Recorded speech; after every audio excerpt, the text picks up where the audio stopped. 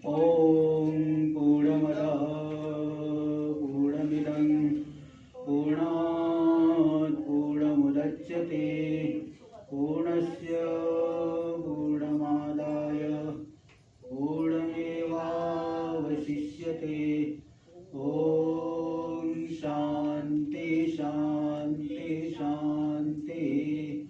शङ्करं शङ्कराचार्यं केशवं बादरायणं सूत्रभाष्य कृतौ वन्दे भगवन्तौ पुनः पुनः। ईश्वरो गुरुरात्मेति मूर्तिभेदविभागिने व्योमवद्व्याप्तदेहाय दक्षिणामूर्तये नमः। ओम शांति शांति शांति।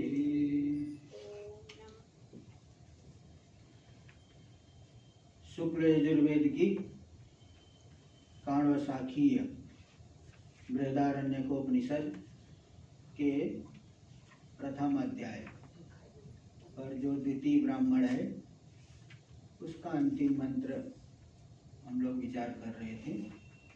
इसमें बता दिया गया कि अश्वमेध नाम निर्वचन कैसे हुआ और उपासना का भी प्रकार दिखा दिया गया और अंत में फल बताया गया इस अश्वमेधोपासना का क्या फल है।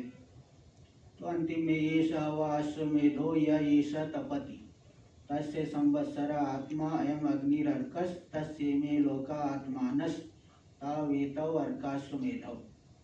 यह जो आदित्य मंडल तप रहा है यही अश्वमेध है और उसकी संवत्सर आत्मा है। तो मतलब ये जो समष्टि भाव है हिरण्यगर्भ उसकी विशेष अभिव्यक्ति का स्थान होने से आदित्य मंडल को ही और बार बार कई जगह पे ऐसा कहा गया है। तो वही अश्वमेध है। तो उसको और उसकी जो आत्मा है उसका शरीर कौन है? संवत्सर आत्मा है और यह अग्नि भी अर्क या अग्नि अर्क है और उसके ये लोक जो संपूर्ण लोक अवयव है। तो यही दोनों अग्नि हो गया अर्क और आदित्य हो गया अश्वमेध। इस तरह से इन दोनों को बताए। तो दोनों क्या अलग अलग देवता है? बोले नहीं, एक ही देवता है।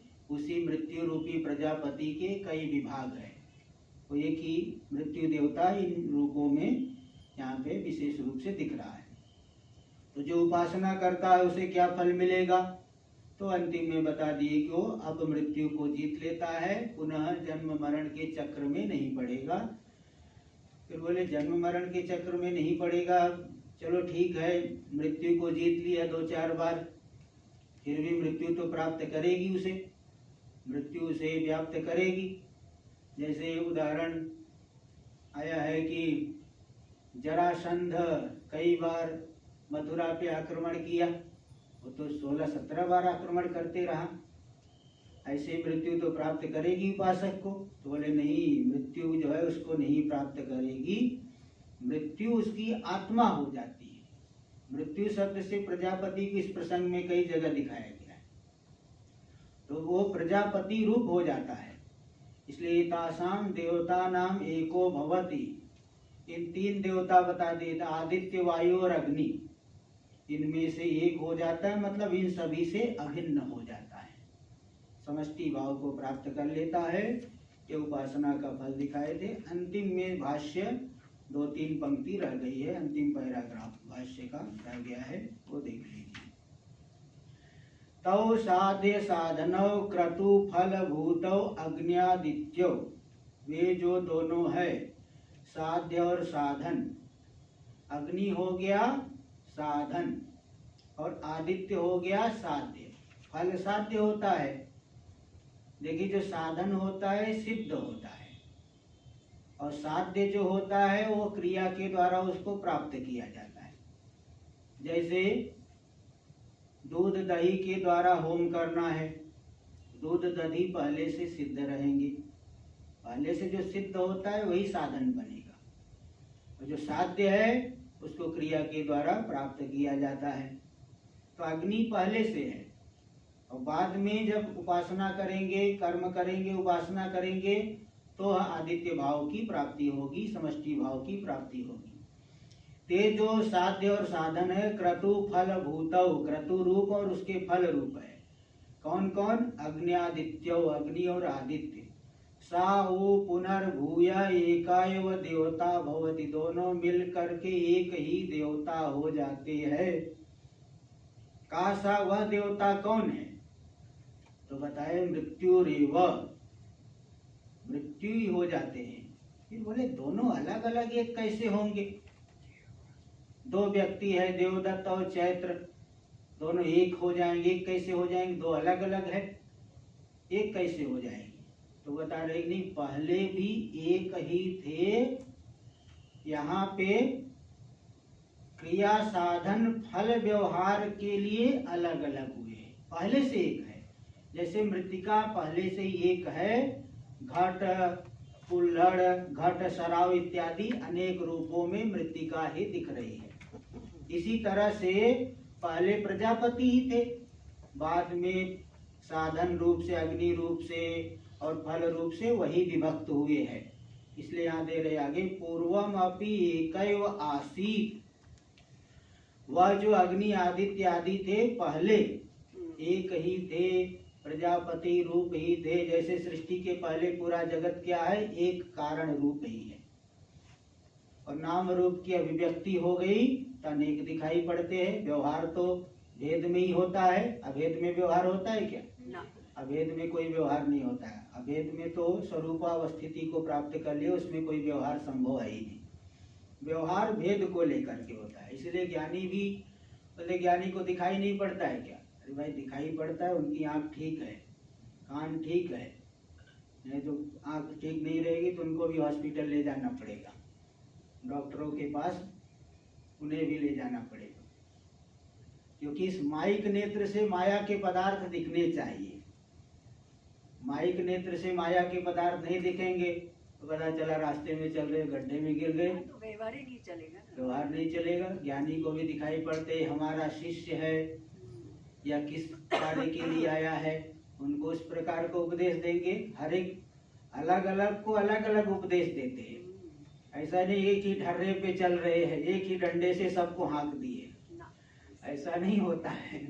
जो कर्मी है, जिसकी कर्म में रुचि है, उसे बताते हैं कि धार्मिक कर्म करो, और जो आत्म जिज्ञासु है उसे आत्म तत्व का उपदेश करते। मतलब ज्ञानी को भी भेद दिखता है।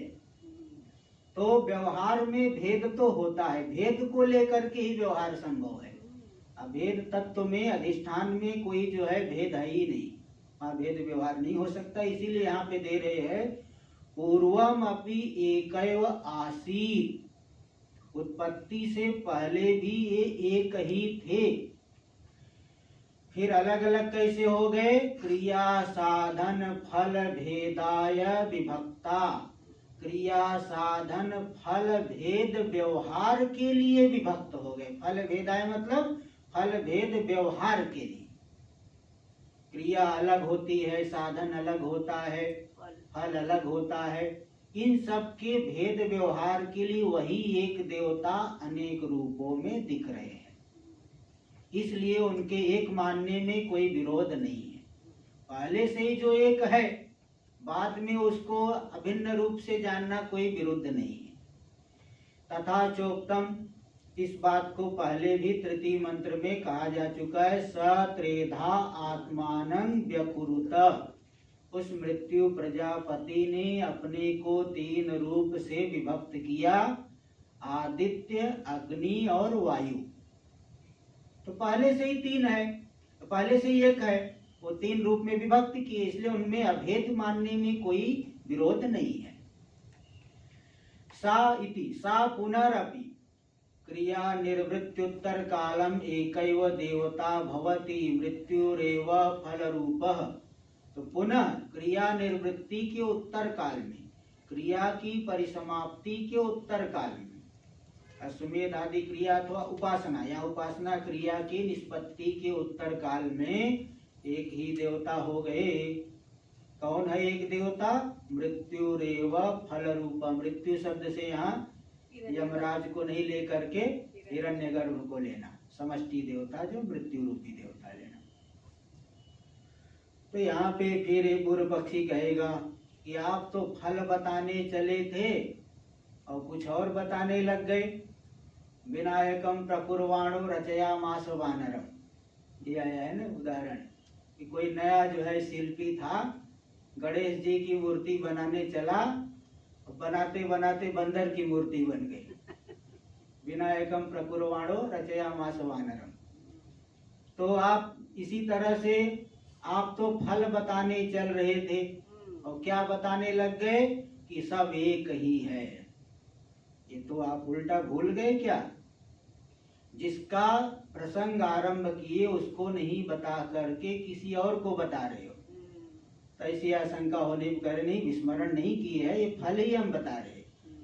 वही याद करें, यह पुनरेवम एनम अश्वमेधं मृत्युम एकाम देवतांग वेद। जो इस अश्वमेध नाम की जो मृत्यु रूपी देवता है, मृत्यु प्रजापति के ही शरीर का नाम अश्वमेध हो गया था, तो उस एक देवता की जो उपासना करता है, तो अहमेव मृत्युरश्मि अश्वमेध एका देवता।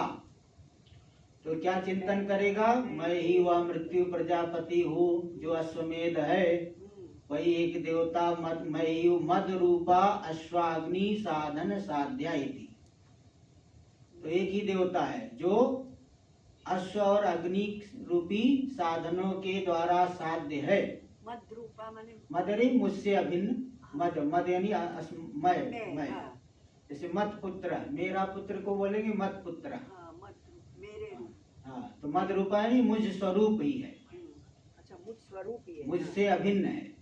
अश्व और अग्नि रूपी साधनों के द्वारा साध्य या जो एक देवता है वही मैं हूँ। ऐसा जो अश्वमेध है वही उससे अभिन्न जो प्रजापति देवता है वही मैं हूँ। ऐसा जो चिंतन करता है तो उस चिंतन से क्या मिलेगा? सो अपजयति मृत्यु पुनर्मृत्युम, वह मृत्यु को जीत लेता है। पुनर्मरणम, पुनर्मरण को दोबारा जो है पुनर्जन्म आदि मरण आदि को जीत लेता है। सकृत मृत्वा पुनर्मरणाय न जायते इत्यर्थ। तो स्वामी यहाँ मृत्यु माने क्या लेना है? यहाँ मृत्यु का मतलब मरण लेना है। मृत्यु को जीतता है मतलब दोबारा मरण की प्राप्ति नहीं करता, क्योंकि वो समष्टि में तादाद में उसका हो गया, इसलिए वो क्रम से मुक्ति की प्राप्ति कर लेंगे, पुनर्मरण की प्राप्ति नहीं करेंगे। तो सकृत मृत्वा पुनर्मरणाय न जायते, एक बार मर करके दोबारा मरने के लिए नहीं पैदा होगा। अज्ञानी व्यक्ति तो एक बार मरेगा फिर बार बार पैदा होगा, बार बार मरेगा। इसलिए वो जो कहे ना भगवान भाष्यकार लिखे है, जातो ही कोई ऐसे पुनर्न मृत्यु, पैदा कौन हुआ है? बोले वही वास्तव में पैदा हुआ जिसकी दोबारा मृत्यु ना हो। वास्तव में जन्म किसने लिया है? मतलब जो दोबारा मरने के लिए न पैदा हो, उसी का जन्म सार्थक होता है। त्यागी उपासक भी इस उपासना को करके समष्टि भाव में स्थित हो जाएंगे, पुनर्मृत्यु की प्राप्ति नहीं करेंगे। बोले नहीं, चलो एक बार जीत लिए मृत्यु को तो भी तो बार बार, जैसे कई बार शत्रु होते, कई बार आक्रमण करते हैं कोई शत्रु, तो दोबारा मृत्यु की प्राप्ति होगी, क्यों नहीं होगी? तो बता रहे नहीं, अपजितोपि मृत्युरेनं पुनराप्नुयाद इत्याशंक्याः। पूर्व पक्षी आशंका कर रहा है कि चलो मान लिया कि मृत्यु को उन्होंने जीत लिया है, फिर भी मृत्यु दोबारा उस उपासक को प्राप्त करेगी, तो फिर मरेगा वो, क्यों नहीं मरेगा? ऐसी आशंका को उत्थापन करके कह रहे नहीं, नयनं मृत्युराप्नोति, उस उपासक को मृत्यु दोबारा नहीं प्राप्त करती। क्यों नहीं प्राप्त करती? कस्मात्, किस लिए नहीं प्राप्त करती? क्योंकि मृत्युरस्येवं विद आत्मा भवति। इस तरह की उपासना करने वाले उपासक की वह मृत्यु ही आत्मा हो जाती है, मृत्यु को आत्म रूप से जान लेता है। मृत्यु जो प्रजापति है उनको आत्म रूप से जान लेते हिरण्यगर्भ को। किंच मृत्युरेव फल रूप सन एतासां देवतानाम एको भवति। मृत्यु ही फल रूप हो करके इन तीनों देवताओं के मध्य में एक हो जाता है, प्रधान हो जाता है। यानी इन तीनों देवताओं की जो आत्मा है प्रजापति हिरण्यगर्भ, उस भाव की प्राप्ति कर लेता है उपासक। तीनों देवता माने आदित्य, जो तीन अपने कोई तीन कर दिया, आदित्य, अग्नि और वायु। हाँ। ये जो तीन देवता तीन रूप में विभक्त हुए हैं, हाँ। इन तीन देवताओं की जो आत्मा है हिरण्यगर्भ, उस भाव की प्राप्ति कर लेता है उपासक। इसलिए मृत्यु उसे नहीं प्राप्त करेगी। स्वयं जो फल रूप हो गया, मृत्यु का भी मृत्यु है प्रजापति, उस रूप की जिसने प्राप्ति कर ली तो पुनः मृत्यु की प्राप्ति उसे नहीं होगी। तस्येतत् फलम, उस उपासक के लिए यही फल है कि स्वयं समष्टि भाव में स्थित हो गया। जो व्यष्टि भाव में स्थित है उसे ही बार बार मृत्यु की प्राप्ति होगी, क्योंकि शरीर में अभिमान है। तो शरीर में अभिमान होने से वो इच्छा के अनुसार नाना प्रकार की कामनाओं से नाना प्रकार की प्रवृत्ति करेंगे, फिर उसे अनर्थ की भी प्राप्ति होगी, बार बार मरण की प्राप्ति होगी, पुनः पुनः जन्म की प्राप्ति होगी। लेकिन ये समष्टि भाव में स्थित हो गए, इसलिए पुनः मृत्यु की प्राप्ति नहीं होगी। यह फल है। इस तरह से ये जो प्रथम अध्याय का द्वितीय ब्राह्मण, जो अग्नि ब्राह्मण है, यह पूरा हो गया। अब यहाँ तृतीय ब्राह्मण के साथ संबंध दिखा रहे हैं कि आगे का ग्रंथ क्यों आरंभ कर रहे हैं। एक संबंध बताना पड़ता है, बिना संबंध के यहाँ चर्चा नहीं होती। यहाँ ये नहीं कि कुछ भी बोल करके कुछ भी बोलने लग गए पागलों की तरह, बिल्कुल असंबद्ध प्रलाप करने लग गए, ऐसा नहीं होता है। दो ब्राह्मण हो गया तो तृतीय ब्राह्मण के साथ इसका क्या संबंध है, क्यों आगे का प्रसंग आरंभ कर रहे। कोई भी विद्वान संबद्ध बात ही बोलते हैं, असंबद्ध बात नहीं बोलते, क्योंकि अजिज्ञासित का अगर कथन करेंगे तो सामने वाला आपकी बात नहीं सुनेगा। सामने वाला जो जानना चाहता है उसी को बताना पड़ेगा। जैसे उदाहरण देते, कस चंद्र, चंद्रमा कौन है, तो चंद्रमा कौन है तो चंद्रमा को दिखाना पड़ेगा ना, वो चंद्रमा है। ये थोड़ी उधर वो तारा दिख रहा है, उधर एक बिल्डिंग है, उधर ऐसा है। यद्यपि क्रम से कहीं कहीं बोध कराते हैं, लेकिन वो चंद्रमा को ही बोध कराते हैं। इधर उधर का बोध कराने वाले की बात का आदर नहीं होगा। अजिज्ञासित का निरूपण जो करता है उसकी बात का आदर नहीं किया जाता। इसलिए यहाँ पे आगे क्या संबंध है ते इसको यहाँ पहले दिखा रहे हैं। द्वयाः इत्याद्यस्य का संबंध, द्वयाः प्राजापत्या, ये प्रथम मंत्र आएगा। इस मंत्र का पूर्व ब्राह्मण के साथ क्या संबंध है। द्वितीय ब्राह्मण पूरा हो रहा है, अगला जो आप आरंभ कर रहे हो उसका इसके साथ क्या संबंध है। तब यहाँ पे संबंध उच्यते, ऐसा अध्ययन कर लेना। अगला जो मंत्र आ रहा है उसका पूर्व के साथ क्या संबंध है, इसको बताया जाता है। तो संबंध दिखा रहे, कर्मणाम ज्ञान सहितानां परागतिरुक्ता। ज्ञान यानी उपासना, क्योंकि ज्ञान शब्द का अर्थ ब्रह्म ज्ञान नहीं लेना। ब्रह्म ज्ञान का कर्म के साथ समुच्चय कभी हो ही नहीं सकता है। क्यों? क्योंकि उसका दोनों का स्वरूप अलग अलग है, दोनों के जो है कर्ता अलग अलग है, दोनों का फल भी अलग अलग है। तो स्वामी यहाँ तो एकता बताइए ना अपने को। क्या आत्मा की और ब्रह्म की एकता नहीं है अपने उपनिषद में? नहीं, जीव ब्रह्म की एकता तो है। वो भ्रांति से जो अनेकता मालूम पड़ रही है, उस भ्रांति को मिटाने के लिए एकता का कथन किया गया। वैसे तत्व तो एक भी नहीं कर सकते, अनेक हो तो एक कहोगे, अनेक भ्रांति से मालूम पड़ रहे, इसलिए उस अनेकता की भ्रांति को दूर करने के लिए कह देते एक है।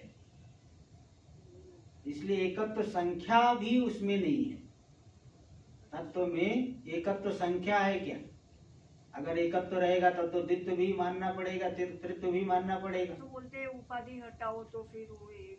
हाँ, वही उपाधि, मतलब उपाधि को लेकर के अज्ञान से नाना प्रकार की उपाधियों को हम देख रहे हैं, उसी को तत्व मान रहे। जैसे अनेक घट है तो अनेक आकाश कोई मान ले, तो अनेक आकाश नहीं है। आप जो अलग अलग देख रहे हो, घट को देख करके अनेक कह रहे हो, इसलिए यहाँ तत्व में अनेकता नहीं। अनेकता की भ्रांति को दूर करने के लिए कह देते दोनों एक ही है, भ्रांति को दूर करने के लिए कहा जाए। तो यहाँ ये बता रहा, देखिए भाई, कर्म और ज्ञान, ज्ञान शब्द से उपासना को लेना, क्योंकि कर्म और ज्ञान का कभी समुच्चय हो नहीं सकता है, दोनों का स्वरूप अलग अलग है। कर्म का स्वरूप क्या है? कर्म इंद्रियों के द्वारा, शरीर के द्वारा जो नाना प्रकार की चेष्टाओं करोगे, इस चेष्टाओं के समुदाय को ही कर्म कहा जाता है। और ज्ञान में क्या है कि मैं वही व्यापक तत्व हो, निर्गुण निष्क्रिय, ये जो निश्चय है इसको ज्ञान कहा जाता है, उसमें कोई कर्म है नहीं। तो दोनों का कैसे, मैं निर्गुण हूँ, निष्क्रिय हूँ और मैं क्रिया भी करूँ, ये दोनों बातें एक साथ में नहीं हो सकती है। और दोनों के अधिकारी भी अलग अलग है। कर्म का अधिकारी जो होता है वो अर्थी होता है, नाना प्रकार की कामनाओं वाला होता है, और जो ज्ञान का अधिकारी है उसकी सभी कामनाएं समाप्त हो गई, अत्यंत वैराग्य से युक्त है। और इनका फल भी अलग अलग है। व्यापक ब्रह्म भाव में स्थिति ज्ञान का फल है, और कर्म का फल है स्वर्ग आदि लोकों की प्राप्ति, अन्य लोकांतर में जा करके स्वर्ग आदि लोक, अन्य शरीरों की प्राप्ति, भोगों की प्राप्ति। इसलिए क्या ये ज्ञान शब्द से ब्रह्म ज्ञान को नहीं ले सकते। इस बात को जगह जगह खंडन किया गया है। ये उपनिषद में बहुत सी उपनिषदों में आप देखें, गीता में भी आपको भाष्य में जगह जगह मिल जाएगा। बारंबार खंडन इसलिए किए है क्योंकि भगवान भाष्यकार से पहले भास्कर भट्ट करके हुए थे विद्वान। तो भास्कर भट्ट ने जगह जगह ज्ञान और कर्म के समुच्चय को उन्होंने बताया है। ईशावास्य में विद्याम च यस्तद वेदो भयम सह, वहाँ विद्या शब्द का अर्थ ब्रह्म ज्ञान ले लिए और अविद्या का अर्थ कर्म ले लिए। तो इसलिए उन्होंने समुच्चय का प्रतिपादन कर दिया। इसलिए लोगों को भ्रांति हो सकती, इसलिए बारंबार जगह जगह उसका खंडन किए है। यहाँ ज्ञान शब्द से उपासना को लेना। कर्मणाम ज्ञान सहिता नाम, उपासना के सहित जो कर्म है, कर्म समुचित उपासना, उनका परागति रुक्ता, परा श्रेष्ठ गति, गति मतलब फल लेना, गम्यते इति गति ही फलम, गम्यते मतलब प्राप्यते, जिसकी प्राप्ति की जाती है, ऐसा जो फल है, परागति श्रेष्ठ गति वह कह दी गई। बोले परागति तो मोक्ष है। बोले नहीं, यहाँ प्रसंग के अनुसार परागति क्या लेना? मृत्युआत्म भावो, मृत्यु स्वरूपता, प्रजापति रूपता, हिरण्यगर्भ स्वरूपता की प्राप्ति पहले बता दी गई है। कहाँ भी बताई गई, थोड़ा याद दिला दीजिए। तो बता रहे अश्वमेध गत्युक्त्या, अश्वमेध की गति मतलब फल का अभी जो कथन किए पूर्व मंत्र में अभी समाप्त हुआ, वही पे बता दिए है कि ज्ञान समुचित उपासना, समुचित कर्मों का परम फल क्या है? मृत्यु स्वरूपता की प्राप्ति, प्रजापति भाव की प्राप्ति। अथ इदानीं, अब क्या बता रहे हैं आगे? तब इसलिए बता रहे, यहाँ दे रहे, अथेदानीं मृत्युआत्म भाव साधन भूतयो कर्म ज्ञानयोर यत उद्भवस्। अब यहाँ ये बता रहे हैं कि मृत्यु स्वरूपता, जो मृत्युआत्म भाव, प्रजापति भाव, हिरण्यगर्भ स्वरूपता की प्राप्ति, उसका साधन कौन है? ज्ञान और कर्म का समुच्चय।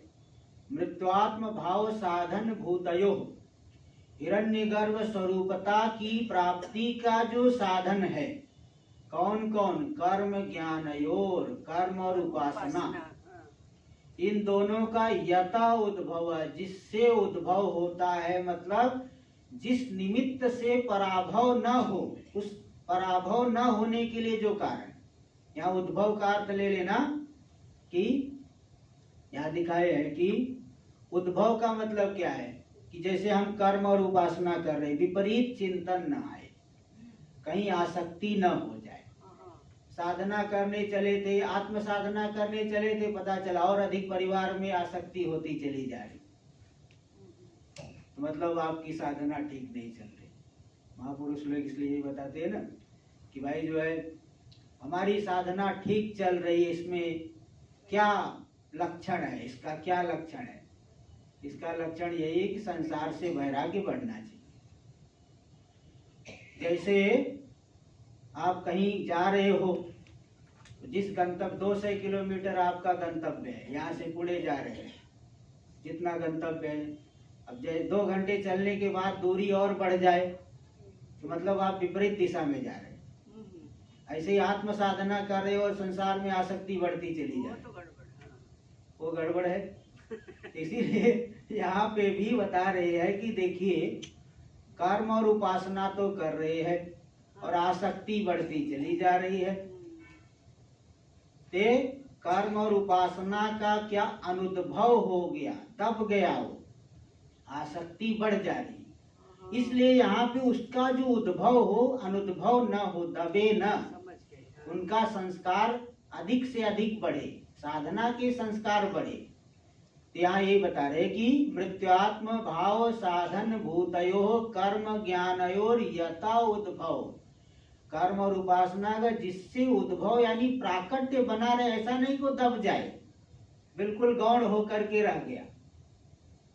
तो ऐसा इन दोनों का जिससे उद्भव होगा, प्राकट्य होगा, इनके संस्कार अधिक बढ़े, फल देने के लिए समर्थ बने रहे, ऐसे एक साधन को बताएंगे। तत्प्रकाशनार्थम, उस साधन का प्रकाशन करने के लिए क्या बताएंगे? उद्गीत की उपासना, प्राण की उपासना। उद्गीत शब्द से प्राण को लेंगे, आसक्ति कम करने के। हाँ, जैसे प्राण किसी से जुड़ा नहीं है, प्राण का किसी के साथ कोई संबंध नहीं है, प्राण असंग है। और अन्य इंद्रियों में क्या है? आसक्ति है। जैसे हम आंख से इष्ट रूप को भी देखते हैं, अनिष्ट रूप को भी देख सकते हैं। चक्षु से शास्त्रीय रूप को भी देख सकते हो, राजस और तामस रूप को भी देख सकते हो। शास्त्रीय रूप मतलब जैसे गुरुजनों का दर्शन करना, भगवान का दर्शन करना, ये सात्विक दर्शन हुआ। और कामी क्रोधी लोभी पुरुषों का दर्शन करना राजस हो गया। अन्य कोई तामसी लोगों का दर्शन करो तो तामस दर्शन हो गया, अशास्त्रीय सब हो गए।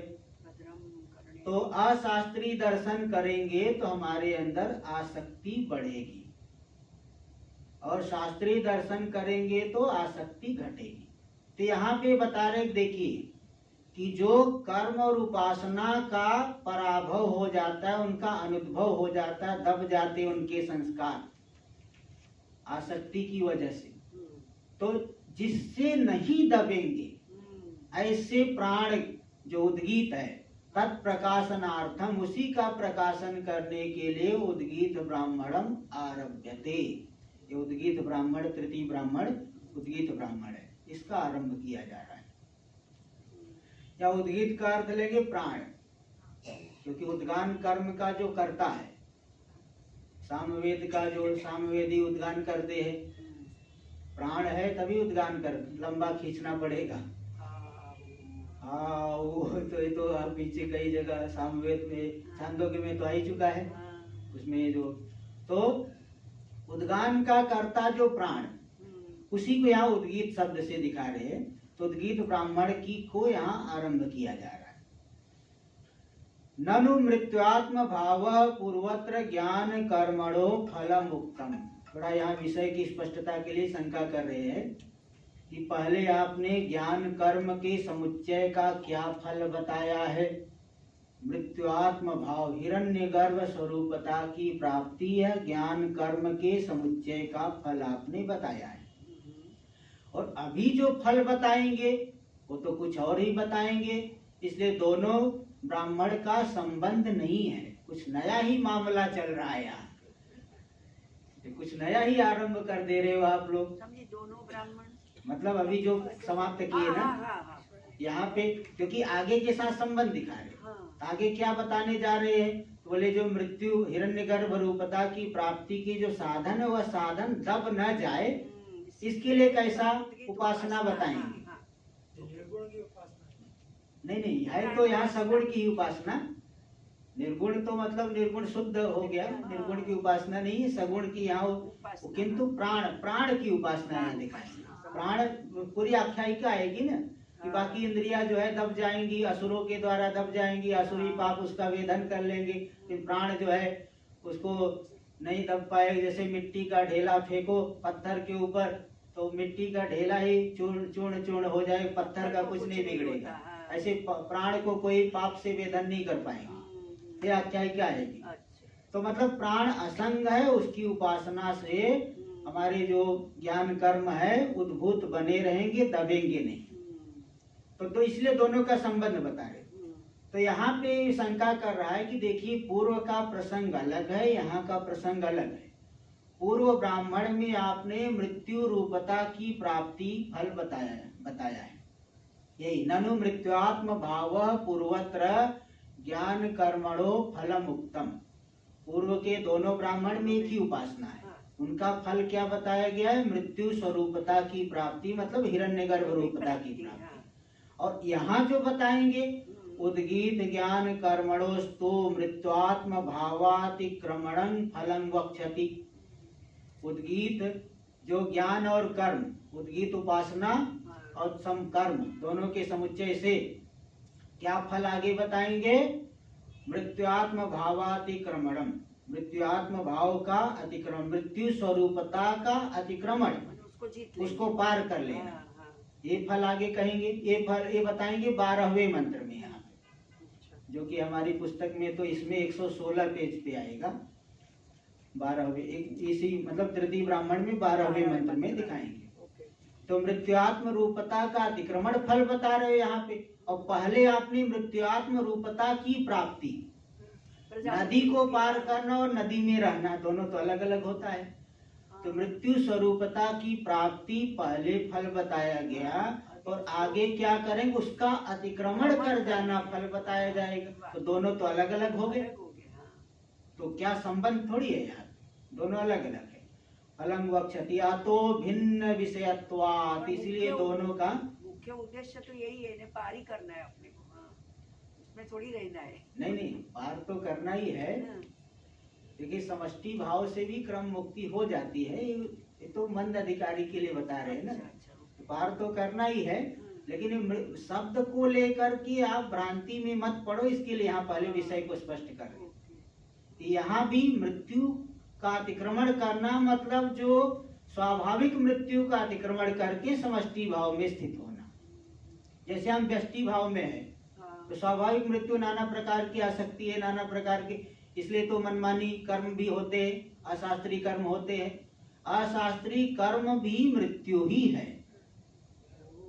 उस मृत्यु का अतिक्रमण करना, समष्टि भाव में स्थित होना, तो यहाँ और वहाँ का फल एक ही है। शब्द को लेकर के आप भेद मत करो, लेकिन पूर्व पक्षी शब्द को लेकर के भेद कर रहे हैं। देखिए यहाँ कर अतो भिन्न विषयत्वात् फलस्य, दोनों जगह फल अलग अलग को विषय कर रहा है।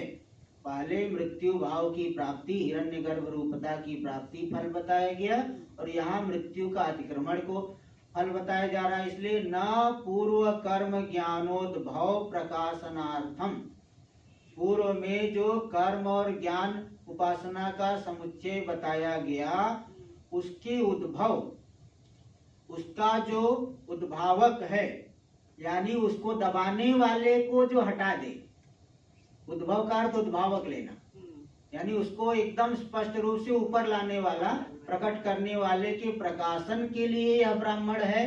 ये बात तो गलत है, क्योंकि दोनों जगह अलग अलग फल बताया जा रहा है।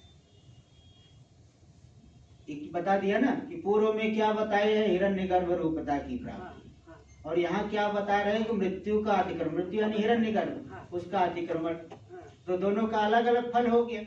इसलिए पूर्व में जो ज्ञान और कर्म बताया गया, उनका उद्भव करने वाला जो है, उनको एकदम प्रकट रखे, दब न पाए, उनका प्रकाशन करने के लिए यह ब्राह्मण है।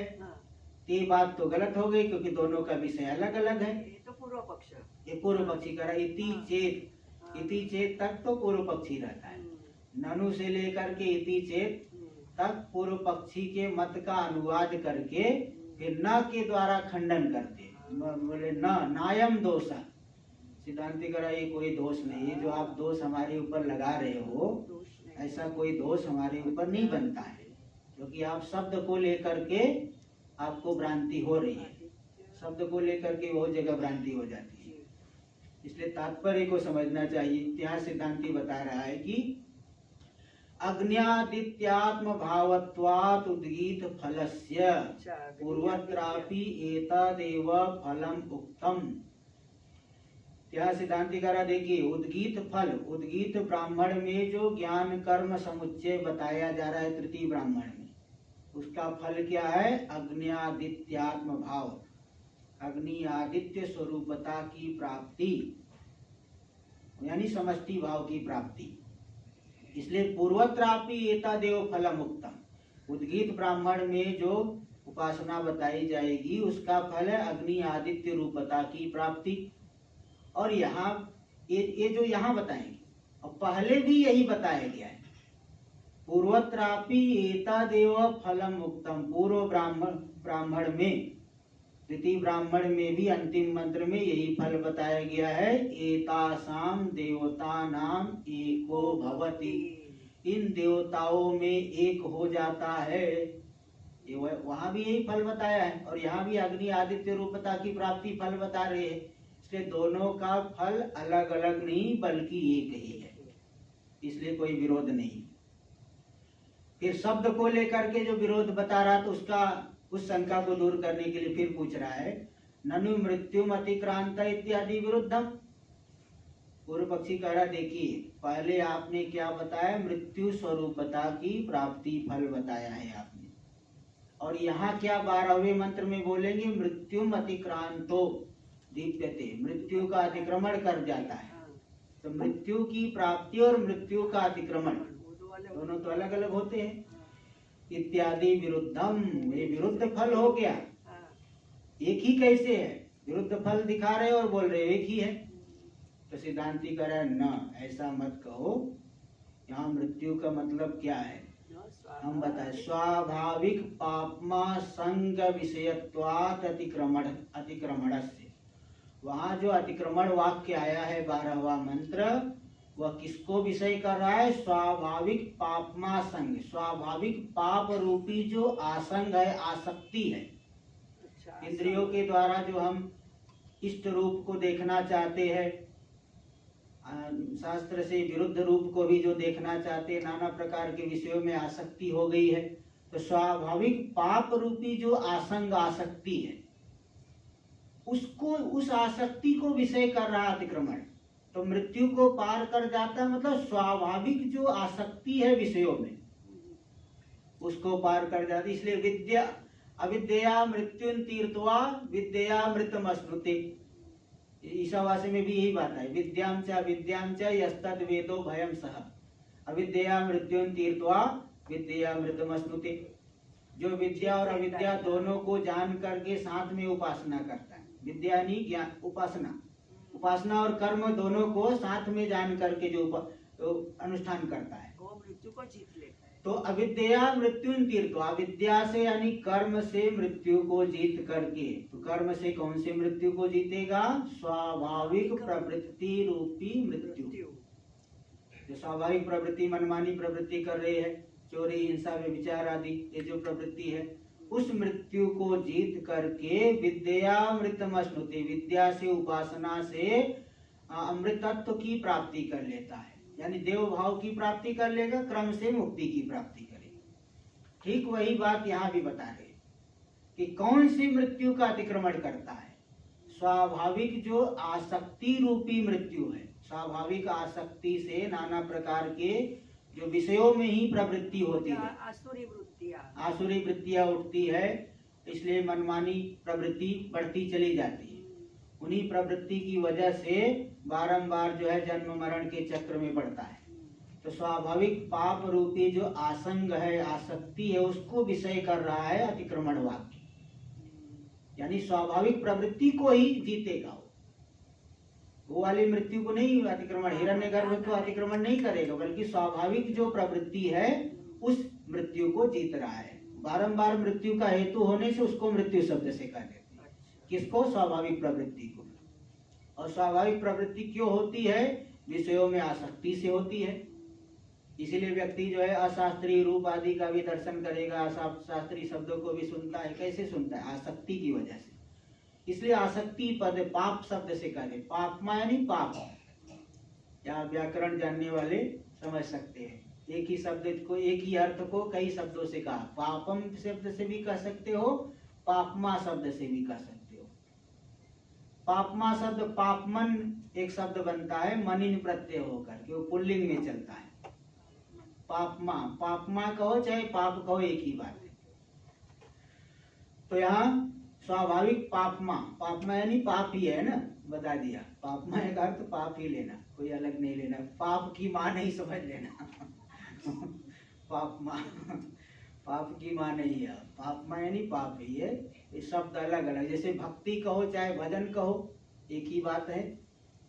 अलग अलग प्रत्यय होकर के शब्द अलग अलग दिखेगा, लेकिन अर्थ एक ही है। तो पापमा यानी पाप ही है यहाँ पे। इसलिए दोनों जगह समान फल बताया गया है।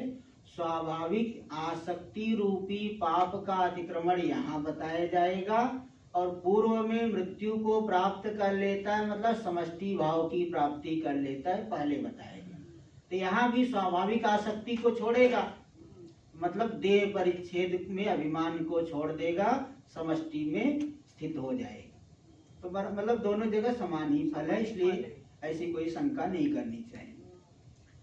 तो यहाँ पूर्व पक्षी को शंका हो गई, कोशव स्वाभाविक पापमा संगो मृत्यु।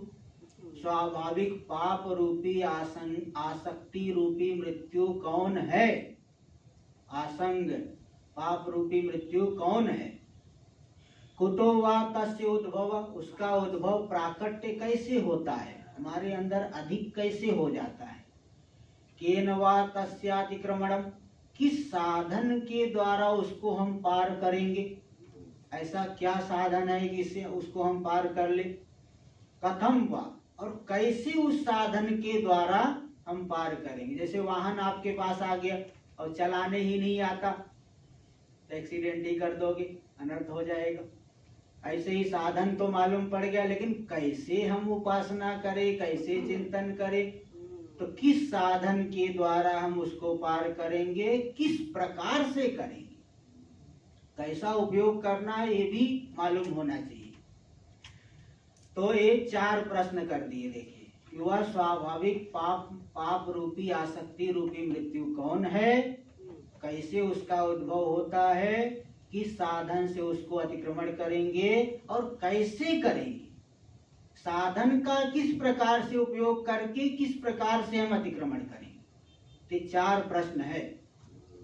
इत्येतस्य अर्थस्य प्रकाशनाय, इन्हीं अर्थों का प्रकाशन करने के लिए, स्पष्ट रूप से बताने के लिए आख्यायिका आरभ्यते, कथानक का आरंभ किया जा रहा है।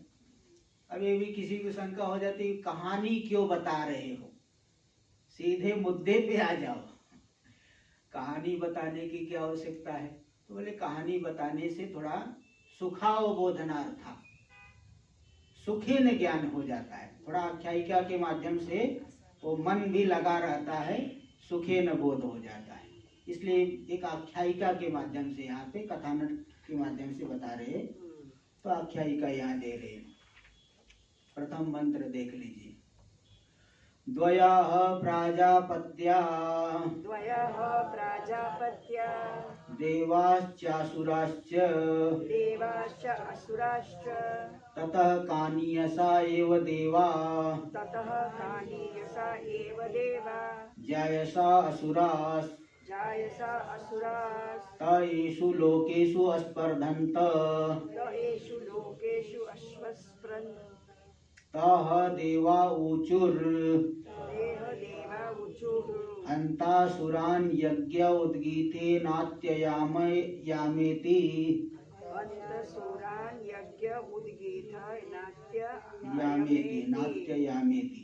समझिए ऊपर वाला वर्ड का जरा संधि छोड़ो ना, लोकेश्वर लोकेशु अस्पर्धन्त, लोकेश्वर स्पर्धन्त,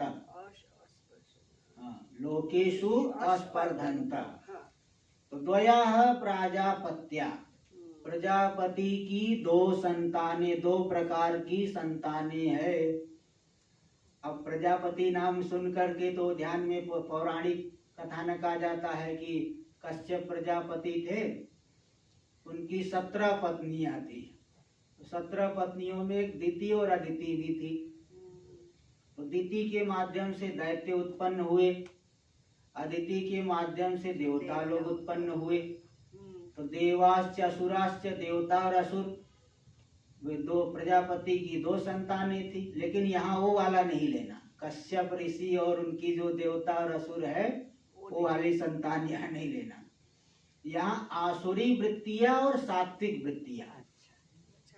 हाँ, ये छांदोग्य में भी ये बात आई कि सात्विक वृत्तियों से हमारी सात्विक प्रवृत्ति होती है, आसुरी वृत्तियों से मनमानी प्रवृत्ति होती है।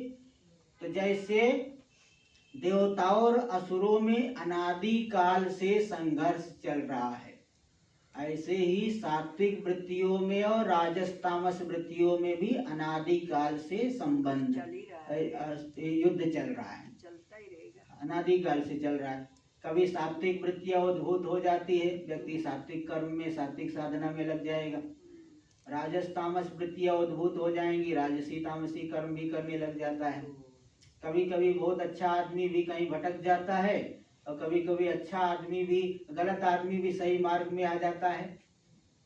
तो मतलब ये है कि उसकी वृत्तियां जो है उद्भूत हो जाती है। सात्विक वृत्ति उद्भूत हो गई, सात्विक मार्ग में चलेगा। राजस तामस वृत्ति उद्भूत हो गई तो राजस और राजसी तामसी साधना को करने, अन्य को करने लगेगा। तो यहाँ ये बता रहे कि अच्छा ज्यादा कौन है, तो बता रहे कि वो आसुरी वृत्तियां ज्यादा है, क्योंकि स्वाभाविक है ना, जैसे जल नीचे की तरफ जाता है तो मन भी जो है विषयों की तरफ जाता है, क्योंकि स्वाभाविक वृत्तियां जो है वो स्वाभाविक रूप से, क्योंकि इंद्रियां बाहर है ना। हाँ, तो ये बता रहे ततः कानीयसा एव देवा, देवता लोग थोड़े कम है, सात्विक वृत्तियां कम है, और जैसा असुरा, असुर लोग ज्यादा है। तो ते एषु लोकेषु अस्पर्धन्त, उन वे सात्विक देवता और असुरों ने, सात्विक वृत्तियों ने और राजसी आसुरी वृत्तियों ने, ये लोग इस लोक में वे आपस में स्पर्धा किए। क्या स्पर्धा किए? सात्विक वृत्तियां सोच रही है कि आसुरी वृत्तियों को हम दबा दे, और आसुरी वृत्तियां क्या सोच रही है कि देवताओं को हम दबा दे। तो इसलिए आपस में ये लोगों की मीटिंग बैठ गई, देवता लोग सात्विक वृत्तियों की मीटिंग बैठी मंत्रणा कि कैसे जो है हम लोग इनको दबाए। और उधर वे उनकी भी मीटिंग चल रही है, जैसे विपक्ष और सत्ता पक्ष दोनों की मीटिंग चलती है ना, गठबंधन हो गया है, विपक्ष वाले सब जुड़ गए हैं और इधर सत्ता पक्ष वाले भी जुड़े हुए हैं। तो ऐसे ही सात्विक वृत्तियों ने मीटिंग की कि क्या कैसे हम इनको हराए। तो तेहा देवा ऊचुर, उन देवताओं ने आपस में कहा, सलाह लिया, अंत यानी अब, अंत का अर्थ करना अब, असुरान यज्ञ उद्गीतेन अत्ययामेति, इन असुरों को यज्ञ में हम लोग क्या करें, उद्गीत के द्वारा इनका हम अतिक्रमण कर ले। उद्गीत का अर्थ प्राण बताएंगे, प्राणोपासना के माध्यम से हम इन आसुरी वृत्तियों को जीत ले, अपने अधीन कर ले, इनको हरा दे, दबा दे। नहीं, जब तक नहीं दबाओगे हम काम नहीं कर, कुछ भी करना चाहेंगे टांग पकड़ के खींच लेंगे, कुछ नहीं कर पाओगे। इसलिए इनको दबा के जेल में बंद कर दो, कुछ नहीं कर पाएंगे। इनको सबको उठा के जेल में डाल दो, तो जिससे हम निर्विघ्न रूप से अपना काम कर ले। अब इसका आगे चर्चा इसकी। स्वामी जी युगों से ये सब चल रहा है, आज का नहीं है। ओम पूर्णमदः पूर्णमिदं पूर्णात् पूर्णमुदच्यते पूर्णस्य पूर्णमादाय पूर्णमेवावशिष्यते। ओम शांति शांति शांति। शंकरं शंकराचार्यं केशवं बादरायणं सूत्रभाष्य कृतौ वन्दे भगवन्तौ पुनः पुनः। ईश्वरो गुरुरात्मेति मूर्तिभेदविभागिने